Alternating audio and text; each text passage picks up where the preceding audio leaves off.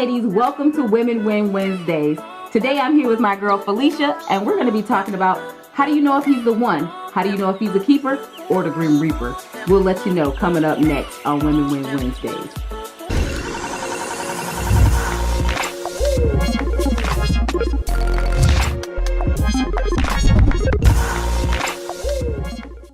All right, ladies, welcome back to Women Win Wednesdays. I'm here with my girl Felicia Brady, and we're going to be talking about, the confessions of a newlywed today.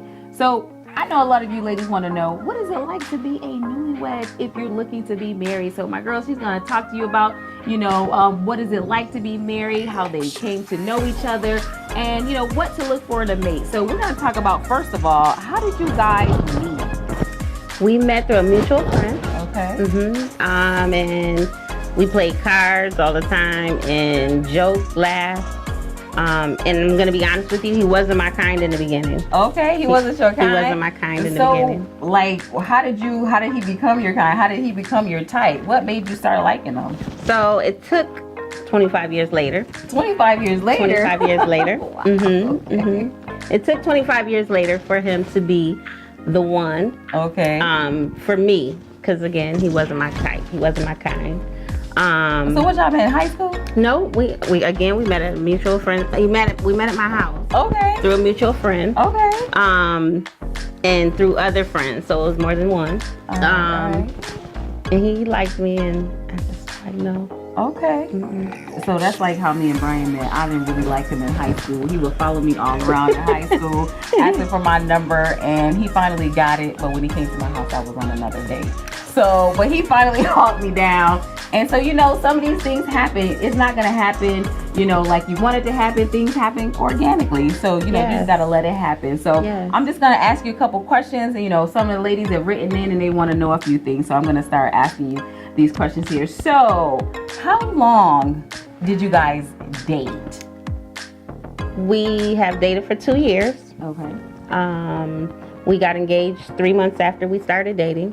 3 months? 3 months. Wow. 3 months. Okay. He was persistent. Okay. He wanted to make sure that I wasn't going to say no again. Okay. Okay. However, he always asked me all the time to go on a date. And again, I refused. Okay. And actually, how we got on our first date was he asked me, I was working at Macy's and he came in and Macy's was as bright as these lights when he walked in and I turned around and saw him. So that could have been God, I don't know. Or that could have been just Macy's. Right, it just opened up. Okay. Or I could have just been excited because I was at Macy's for the first time and I was folding clothes and that was somebody familiar to see. Okay. But he walked in and I just knew, my mind kept saying, he's going to ask you to go on a date. Be ready. Say no. Say no? Say no. You know what? Ladies, you got to play hard to get. Men are hunters. You can't just be like, I'm here. You got to make sure, they love the chase. They love the hunt. You just can't just lay out and be like, I'm here. And so give them a chance to pursue you. And that's really what it's all about. So do you think that because you weren't so available, because you can't be so available, do you think that's what made him pursue you more? I'm not sure if that's what it was or it's just that he just liked me so much he wasn't going to stop. Oh, okay. So, again, I knew he was going to ask me on a date, and that's exactly what happened. I'm folding a vest, putting it back on the table, and he asked me about a date, and I was like, okay, yes, I'll go. Okay. However, when it came to that day, I stayed at work purposely just to call him and say, hey, I'm still at work. I'm not going to be able to make our date, so I did cancel it that day. Why did you do that? I think I got nervous. Okay. I think I got nervous, and it was kind of like I had previously just got out of a relationship maybe 2 years before. Yeah. And I was like, no, I'm not gonna do this again. Yeah. So you were afraid. So you got hurt, and you were afraid to start dating again. Is that what it was? Yeah. So what was it about him that made you comfortable to, even have the relationship or pursue the relationship after, a few of those dates? We were friends. Okay. We were friends. We were truly friends because out of all that time, he still called and checked up on me. Okay. Whether I was in other relationships or not. So he called you? He called me. Did he text you? He texted me, called me. Just to check up on me. I still have those text messages. Oh, How are okay. you? How's everything? How's your family? Okay. Things like that. Okay. How's everything going? Okay. So he's always been that friend. Okay. He's always been that true friend. Not just a friend, but that Yeah. true friend. That's good. Because you know what? It sounds like, I think dating is a little bit different these days, because I think people just date. There's a difference between dating and courtship. It sounds like he courted you. Dating is just like, okay, we just cool, and we're just cool. What? You keep looking at me. Oh. You keep looking at me, and I'm like, that was right there. Oh, my bad. I didn't know she was even looking at you. I didn't know I was looking at you either. You sure she's not looking at the camera? Nah, she looking right at me, like. Oh, that's my baby. Exactly. So you know that dating and courtship are different. I think they date a little bit differently these days, because I think dating is just like, you're open. You can date anybody, but I Right. think courtship is more exclusive. So when did you feel like, okay, I'm gonna make this exclusive? What did he do to make you feel comfortable enough to make this exclusive, and you weren't gonna date other people, or he wasn't gonna date other people? It was that first date. The first day? First date. Okay. It was that first date. So just like in the movies, how people shut down the restaurants and it's just you two, and they have the jazz music playing, the live band. There were 2 or 3 other people in the restaurant, but the conversation was so real and so perfect with us too that it was amazing. Yeah. So I've never had a real date, and that was a real date. Okay. It was a real date. Who paid? He did, of course. Because He paid for the date, and he Okay. set up the date. Okay. I mean, so his thought process was amazing. Okay. And it was definitely a man's thought process. Okay. Something I had never had before. He picked me up. He opened the car door, and I did Okay. give him that look like, what are you doing? You were surprised he opened the door? I was surprised. I never had that before. Wow. So it was right there. It was nice. It was Yeah. It was loving, and that's what he showed, even though we were just friends still at that moment. Okay.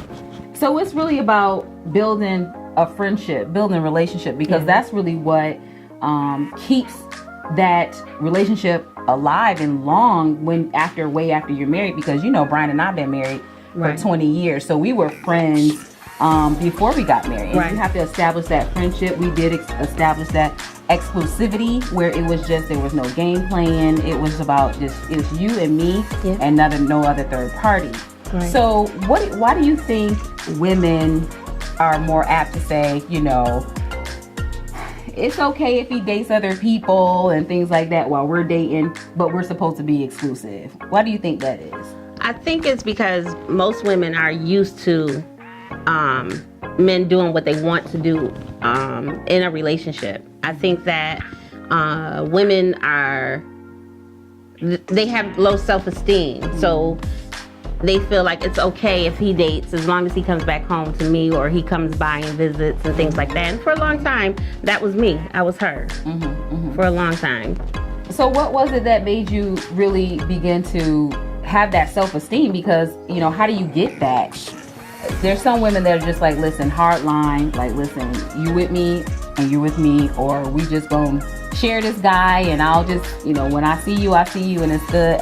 Like, what made you finally say, listen, I'm gonna draw a line in the sand. This is what I need, and this is what I expect from you? There was always an expectation from the first date. However, I have to be honest, I kept my sneakers at the front door. Okay. I kept my sneakers at the front door, so it wasn't that easy for a while. It was kind of tough, and I know for Terrell, I didn't take things out on him, but I was kind of conscious of certain things that happened or certain things that we did, because I was like, he might do this or he might do that. And he never did any of those things. And so that was shocking right there. However, a lot of prayer. Yeah. A lot of prayer. Okay. A lot of prayer. Okay.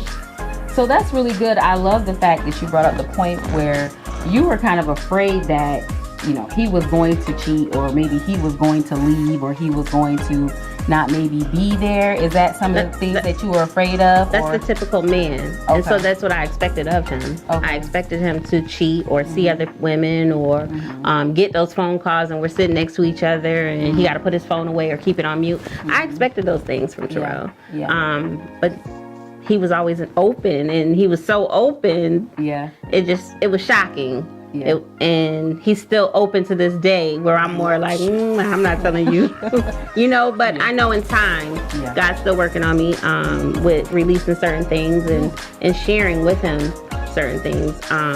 But I do share a lot. And I think, you know, being married for 20 years, it's a process because you're still growing into who you are as a person, and he's still growing to who he is as a person as well. And so the good thing about it is that you're growing together.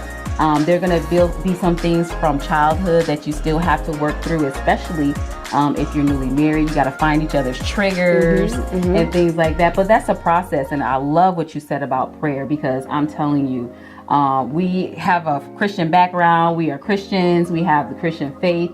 And I know that, you know, that's what kept Brian and I together for 20 years, because what happened was we dated and we wanted to, you know, do things, you know, God's way.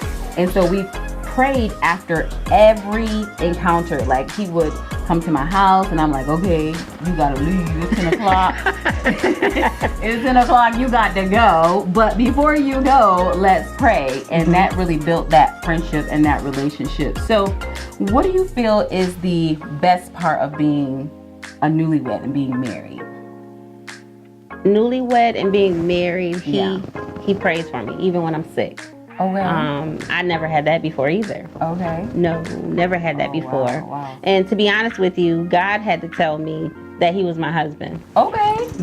God had to tell me that. How did he do that? That's a long story. Okay. Well, however, God and I, we spoke, and before Terrell and I started dating, I promised God a few things, and I tried to stick with those things. When I was broken, God was the one who healed me on a lot of things. So I made promises, and I tried to keep those promises to him because of the fact that he's the one who made me better. He's the one who healed my heart in order for Terrell to come in. So God told me that Terrell was my husband, and I kept telling God, don't keep trying to give me this man. I don't want this man. And you keep trying to give him to me. Why are you trying to give him to me, God? He loved you. You want to bless you, girl. Yes, and he knew. I'm telling you, Macy's blew up, and it was bright. But it was definitely God who put us together, and I know that for a fact, because he allowed Terrell to pray for me. Like I said, when I was sick, he prayed for me before I go to work. I would tell Terrell things that would happen at work, and he would pray for me throughout the day, send me text messages, you know, telling me it's going to be a good day, and he'll send me scriptures or just a prayer. And again, I didn't have those things. I wasn't used to those things. You know, so I forgot the question. No, but that's good though, because I love what you said about you believe that, you know, God told you that was your husband. And ladies, let me tell you, you got to know if he's the right one. Now, first, I'll tell you, this is a secret. I'll tell you, at least 4 guys told me this. Men know if they want to marry you within 3 months of knowing you, okay? Within 3 months of knowing you, they know whether they want to marry you or not. But what I love what you said was that he prays for you, and God told you that he was the one. Now, Brian and I, we had been seeing each other, and I had heard all these horror stories about people being married and getting divorced. And one story I heard was a woman told, you know, she was on her wedding day, and she felt God say, you know, do not marry this man. Right. And she was like, listen, I got all these people here. I can't let these people down. I Right. have to marry this guy. And I said, listen, Jesus, I do not want to get on to my wedding date and you tell me he's not the right one. So you have to confirm whether he's the right one, because I don't want to live this life. I don't want to be miserable. I don't want to, have a life where I never wanted to get a divorce. So, Right. So he had to confirm it. And the way that he confirmed it was, he came to my house one day and I could usually see where his car parked and he didn't have his car.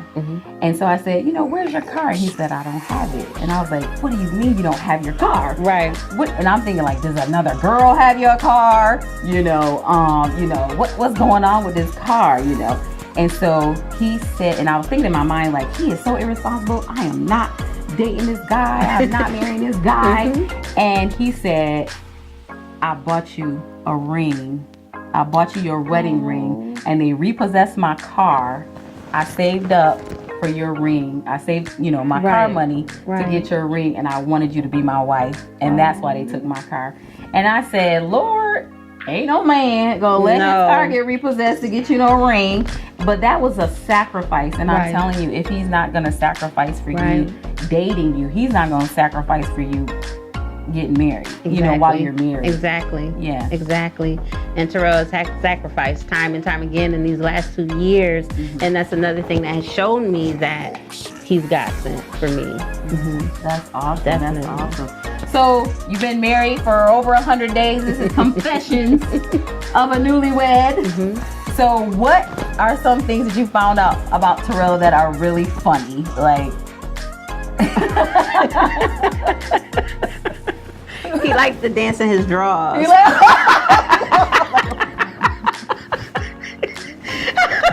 Terrell. I didn't know. Sorry. What else? He's a jokester. We laugh all the time, and that's another thing that I love. Yes. It's not anything that can be made up. We just laugh and all day long. I could be at work and he could be somewhere in a meeting, and we just laugh, and I love that. I love that. It's genuine. He's funny. That's good. So He's those funny. who laugh and pray together stay together. So I want to ask you, how important is the spirituality component of your relationship? It's very important. It's very important. From the beginning, I had always said that there's 3 things in order for him to be in my life. He has to love himself. Well, he has to love God first, love himself in order to love me. Yeah. So it's very important. Very important. Yeah, that's very. And you said he prays for you, which yeah. is good. And let me tell you, when you have that relationship with God anyway, it's so important that if he has the Spirit of God in him, he's going to know. Let's say, for example, if he's wrong, like Brian has said, the Lord told me I was wrong. I need to come and apologize. And I'm like, you right. Tell him, Jesus. And so, but he did the same thing for me. Like, that was wrong. You shouldn't have said what you said and how you said it. Right. And so he will let you know, even based on biblical principles, the Bible tells you also, how you should handle your relationships. It talks about what love is, what love is not. Love is not selfish. It doesn't want its own thing and things like that. And it's patient and it's kind. And, that's really what God wants us to have his best. All right. So Felicia, I'm going to give you the last word. And I just want you to let the ladies know, those who are thinking about getting married, what is some advice that you would give them for those that want to be married or thinking about marriage? I say heal. Make sure you're fully healed. On the path of being healed if you're not fully healed. And wait on God. Allow him to tell you that he's the one and that's where you should be. There's no rush. It's okay to be single. Yeah, single and satisfied. Right. Single and satisfied until you're ready. That's right. But allow God to have the last word and the last say. Yeah, that's really good. So you are also a businesswoman. You have a business. Your husband is also an author. Yes, he is. All right. So tell me about your business and tell me about his book that he has. So my business is called She's Beautiful by Felicia. I sell beautiful jewelry at an inexpensive price, $5 to be exact. earrings and necklace sets, bracelets, rings. Oh, I got some on right now. Yes. I do too. But it's called She's Beautiful by Felicia, and it's just not about jewelry. It's about meeting other women, embracing other women, encouraging other women, and that's the reason why I got into my business. So again, your husband's an author. So you have the book here, and he has 2 books. He has this one and another one coming Children's out. book, yeah. Okay, so let's talk about this one first. What's this one about? So this one is called Prisoner No More, Victory After Felony. It's a wonderful, wonderful book about prisoners or people that used to be in jail or coming out of jail that can make it. He encourages and he uplifts people, and he helps them with getting through the system of people telling them no when there's really a yes after all that they've been through. That's amazing. So what I'm going to do is I'm going to have a link below for more information about the book. And he has another book. Yes. I love this one because definitely I love both of them, but I love the fact that he has a children's book. What is that Children's book name? It's called Angelica and the Land of the Missing Socks. And it's not just about missing socks. It's about all different people just coming together, finding themselves and coming together as one. That's fantastic. Well, thank you so much for joining me today on Women Win Wednesdays. Next week, we're going to be talking about finances. So, hey, ladies, tune back in. Again, remember, if you want to ask us any questions, I have so many of my friends. They are going to be joining me. She's coming back. She's coming back. And so, hey, if you have any questions, why don't you go ahead and you can hit me up on womenwinwednesdays@gmail.com. Thanks so much for joining us, and we'll see you next week. Thanks so much.